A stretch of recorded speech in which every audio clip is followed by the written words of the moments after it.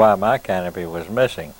Kit Carson lost his canopy on a mission and was mad at his crew chief until the crew chief took him over to the plane and showed him the bullet holes that had caused the canopy to leave. Kit didn't even know it had been hit. On September 3rd, 44, Ed Hero and I went to a base where they had a B-24 stripped down, but loaded with explosives.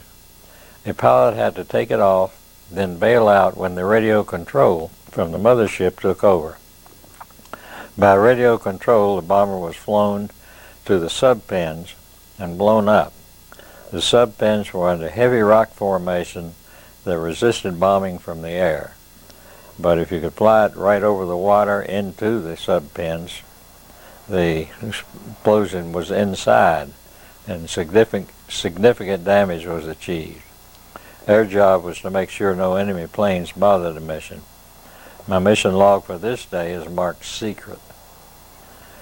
This is when the OSS asked me to fly for them. They were already operating on a regular airline to Free French behind enemy lines. We picked up airmen down behind enemy lines, collected intelligence, provided supplies to the Free French. Soon I was grounded again and ordered back to the States. What a Halloween present for my family. I've only described a few of the experiences, so I got plenty more if you need to know more. Let me back up a little bit. Can you describe your squads in general? Did you guys all get along? You have a big family? The teamwork of that outfit was amazing. We not only got along, we liked each other and formed a bond much stronger than brothers. And we've had continued reunions until 2001. And the family atmosphere is just unbelievable. I still contact them regularly. Talked to some of them yesterday, some the day before, and probably will call one of them tonight. But it's a bond of something that no one else will ever know about, because each of you is depending on the other. And we had to work together as a team, or you'd never be successful in a fighter group. Let me just clarify things. From California, when did you end up going to Europe, and where did you go? We left California to Wyoming and had to be approved for combat status in Wyoming. Then we were shipped to Camp Shanks, New Jersey, and shipped on Queen Elizabeth over to Scotland.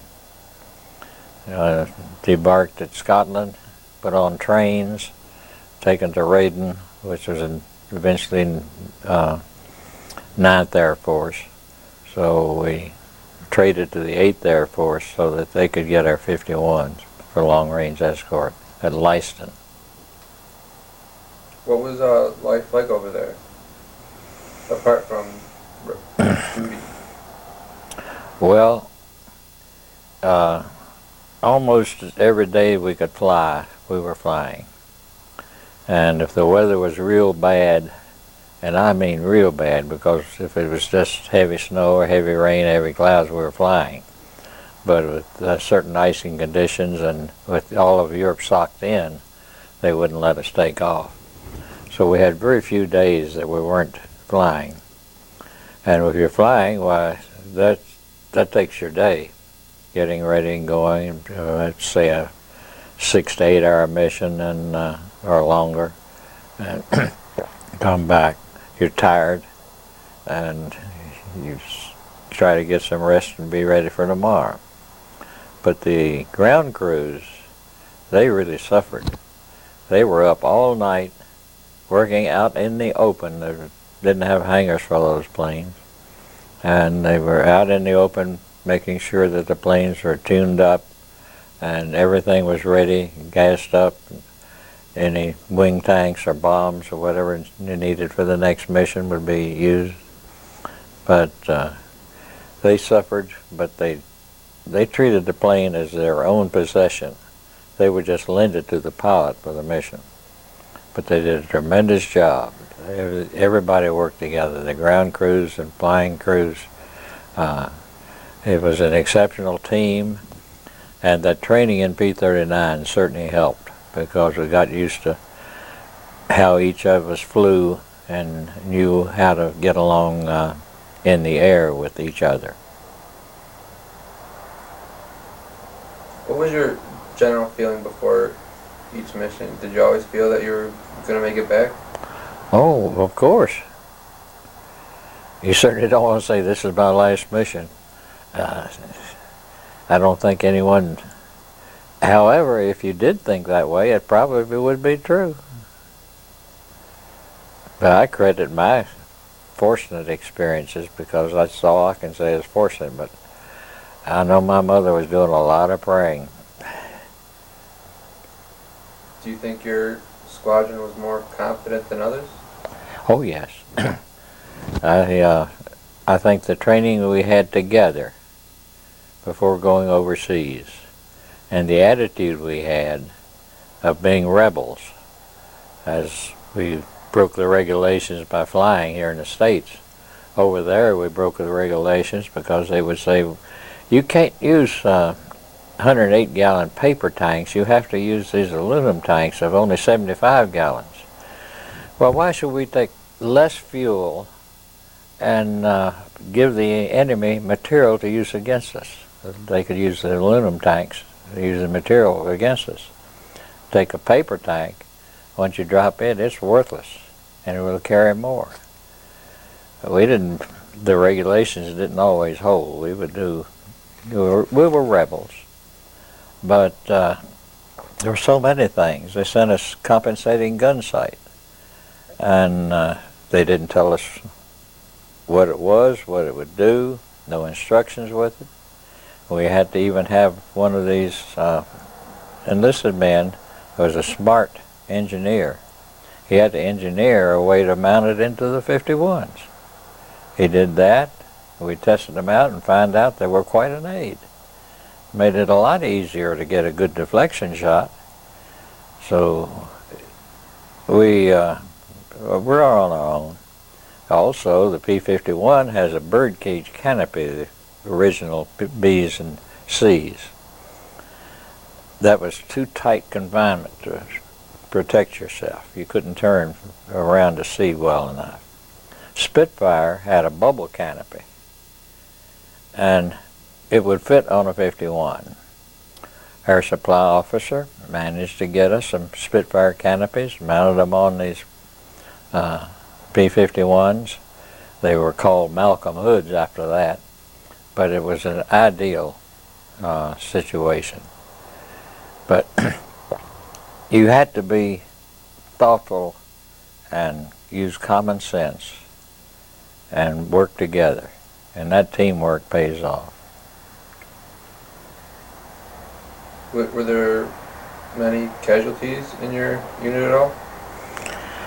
Some of them have told me that we lost 75% of the pilots that flew with it.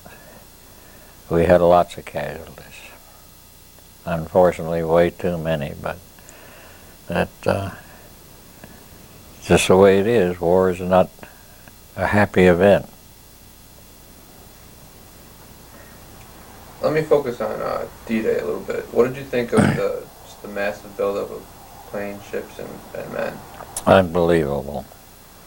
I flew over the English Channel and it looked like it was solid, packed with ships. And you get over coast to France, it was very, very sad because they were taking all kinds of fire from the coast and sinking some of the ships before they got to land. It was a pathetic thing, horrible to see. Of course, we looked for German planes, but I guess they didn't want to come out and tangle with us that day. What do you say to those who say the aerial and naval bombardment on D-Day was not enough for the infantry? Well, I agree with them. It isn't that it wasn't enough. In those days, we didn't have the accuracy. We had misinformation. The Germans had used telephone poles and so forth to indicate big guns. And we sent bombers over to bomb the telephone poles. And unfortunately, they weren't accurate all the time and didn't get all of them. But they certainly didn't even have the location where the guns were. But our men were brave enough to climb those cliffs and get in there with grenades and clean out most of the guns and achieve their missions just about on time schedule that they were scheduled to do it. The paratroopers went in, all scrambled up, not according to Hoyle, but they gathered together and defeated the Germans and made a success of the D-Day. But it was individual operation and bravery for those on the ground that carried the day there.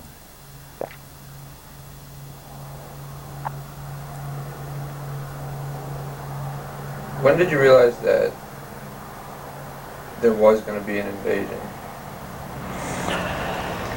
Well, I knew that that was the plan. In other words, everybody expected an invasion soon.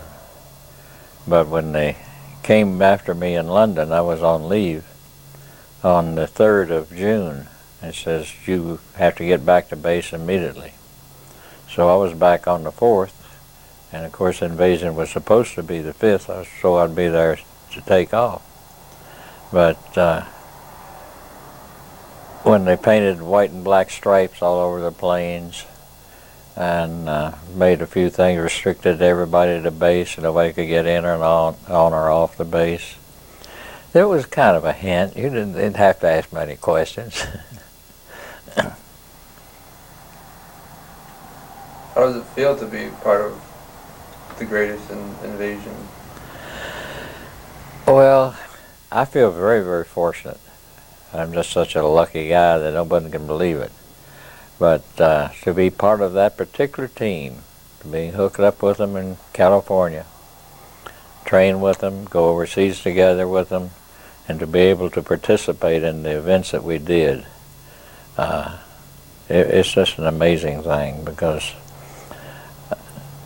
not that it's anything that I did, certainly not claiming any honors for myself, but I was just so proud to be part of a good team.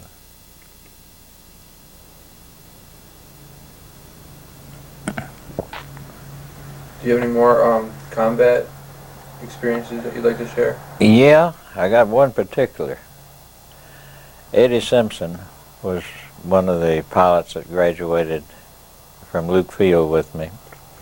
We went to 357th in the same squadron, and both had flown together for a long time. He liked to fly in Andy's flight too. So we were together in a lot of combat missions. But while I was in Russia, he did not go on that particular trip, and he was flying some smaller mission and had a mid-air collision. And people came back and reported that he was killed in the crash, but he wasn't.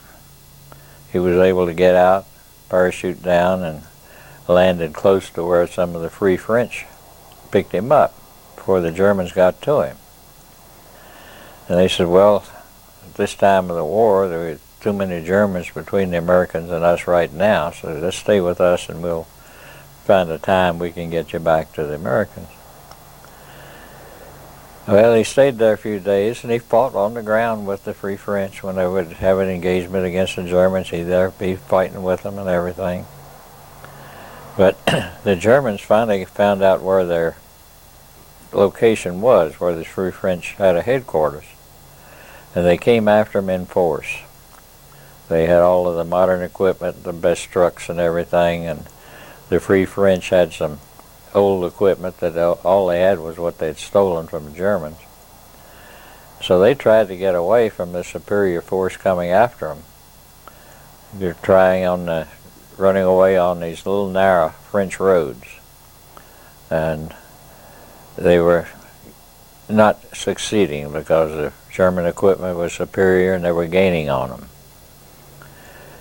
Some of the Free French soldiers with Eddie jumped off the back of a truck with them